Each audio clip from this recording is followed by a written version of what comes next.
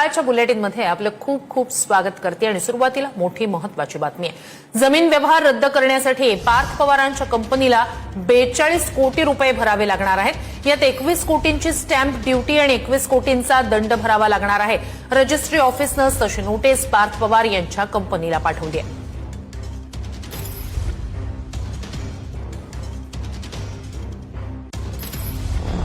पार्थ पवारांची अमेडिया कंपनी आणि शीतल तेजवानी यांच्यामधला व्यवहार रद्द करण्यासाठी अमेडिया कंपनीला 42 कोटी रुपये भरावे लागणार आहेत। रजिस्ट्री ऑफिसनं पार्थ पवारांच्या कंपनीला तशी नोटीस पाठवली आहे। नोटिशीमध्ये नेमकं काय आहे तेही पहा।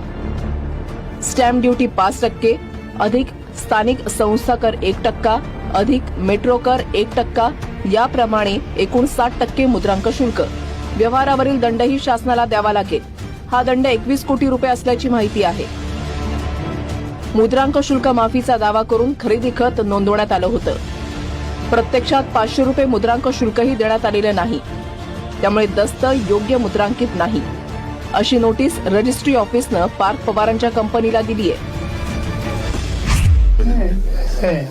सरकारी अधिकारी त्यांनी निर्णय घेतला असेल त्याच्याकडे काही मजबूत पुरावे तर काही गोष्टी असतील त्याचा कसा निर्णय।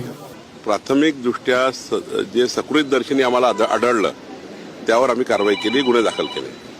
आता चौकशीमध्ये जे जे काही येईल, महिनाभरात चौकशी पूर्ण होणार आहे। चौकशी अंती जे जे काही त्यामध्ये दिसेल ते आम्ही आमचं सरकार करेल। देवेंद्रजींनी मुख्यमंत्र्यांनी स्पष्ट सूचना दिल्या आहेत।